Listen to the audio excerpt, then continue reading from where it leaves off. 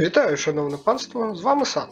Сьогодні хотів би детально розібрати команду, яка допомогла мені закрити другу ротацію Аміуса, головного боса Сінтрануса в хард режимі. Ключова проблема в цьому бою – велика кількість лікування боса, яке досить складно перебити без використання штрафу, що зменшує лікування на 100%. В цій ротації можна легко використати Морігейн як персонажа, що накладає цей штраф пасивно і без можливості його зняти. Проте для гравців, які її не мають, цей бій може стати серйозним викликом. Далі я детально розберу, яким чином перемогти за її відсутності. І якщо дане відео буде вам корисне, прошу поставити йому вподобайку та підписатись на канал. Для перемоги над Аміусом використовують різні підходи. В цьому відео я хочу зупинитись на варіанті, коли на першій фазі ми не накладаємо штрафів на боса, щоб він починав з А2. А на другій фазі змушуємо його використати активні навички, щоб зменшити нанесену шкоду по нашій команді і нанести йому додаткові пошкодження за допомогою метеору. Давайте детальніше подивимось на команду та ротацію навичок, які вона застосовує. Блізер має танкувати А1 від боса на другій фазі. Про ролі решти героїв поговоримо трохи згодом. Почнемо з того, що є дві основні здібності, які допомагають нам вбивати боса. Штраф лікування від Пінтероя та штраф метеору від Блізера. Відповідно, ми розпочинаємо з А2 від Пінтероя. Блізер завжди ходить тільки з А1. В свій перший хід Мавзолейник не використовує жодних здібностей, а на другий ходить з А2 для блокування оглушення від боса. Анірі ходить з А1 до другої фази. Скелет же починає з А3 для накладання щита і бонусу регенерації, який допоможе нам пришвидшити вбивство боса на другій фазі, за рахунок того, що на ньому залишиться бонус, який буде знімати боса. Так як в цій команді більше немає штрафів, які ми накладаємо на боса, то бос теж завжди починає з А2. І штраф метеора в цей час вже починає наносити його шкоду.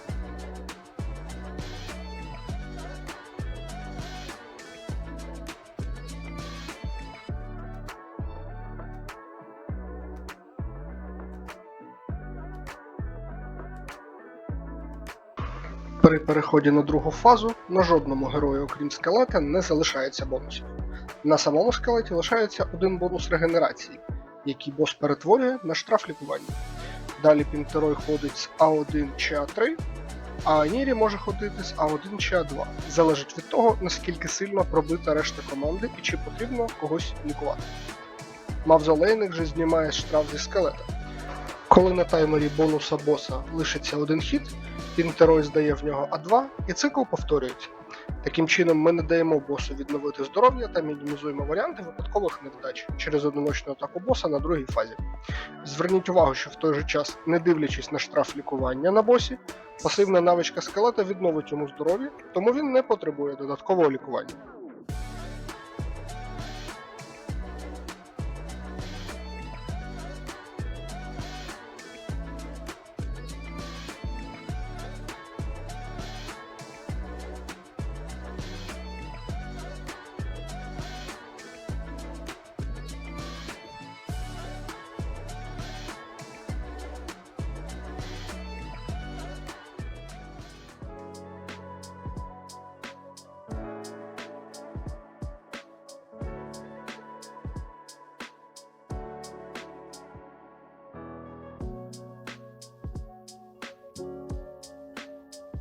Щодо білдів і ролей героїв. Почнемо з основного джерела шкоди – Блізара. Окрім накладання самого штрафу, для якого йому потрібна точність, він вдягнутий в речі з дуже високим захистом, малим запасом здоров'я. Це робить його основною ціллю Аміуса на другій фазі після використання навичок. В найгіршому випадку він може витримати 3 критичних удари від боса, що робить неможливим провал бою через його смерть при правильній ротації. Наступний герой – скелет. В моєму випадку в тих самих речах, які ходять на арену. Високе здоров'я та захист дуже повільно. Анірі – сет регенерації з високим здоров'ям і відносно високим захистом, але трохи повільнішим, ніж сам бос. Головна її задача – масове лікування та його підсилення за допомогою пасивної навички. Єпіскоп Пінтерой – джерело штрафу лікування для боса та додатковий герой підтримки, що страхує нашу команду у випадку критичних атак боса. Зібраний найшвидше для того, щоб показати, що йому не обов'язково мати прокачені книжками навички для проходження. Щодо характеристик, високе здоров'я то трохи менше за необхідну для боса точність, адже перед застосуванням штрафу лікування накладає на себе бонус точності. Останньою позицією, але не за значенням, Мавзолейник. Герой, що поєднує в собі бонус блокування штрафів, що дозволяє нормально переживати оглушення боса на першій фазі, а також підстраховує зняттям штрафів на другій. Зібраний в дуже високі показники здоров'я, змінює наборами на його відновлення. Щодо інших героїв, яких я пробував використовувати, це перш за все Укко для аури швидкості, штрафу атаки та зняття бонусів з боса. Але через не 100% вірогідність штрафу з А1 кращим виходом для мене було просто відмовитись від того, щоб накладати хоч якісь штрафи на боса. Іншою цікавою альтернативою був повільний Вогот в сеті Грифона. Він закривав потребу в лікуванні команди, але ніяк не допомагав з контролем ротації боса.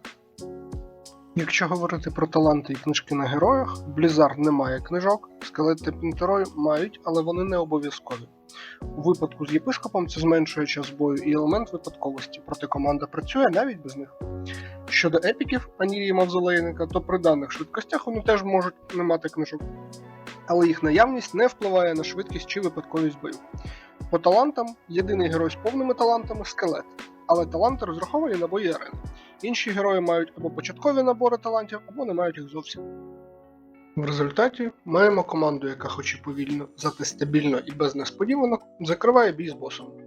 В ній немає незамінних героїв або темних легендарок, що робить її досить простою для використання будь-яким гравцем, який планує закривати Сінтранус. Якщо у вас лишились будь-які питання стосовно команди або варіантів заміни, ласкаво прошу в коментарі.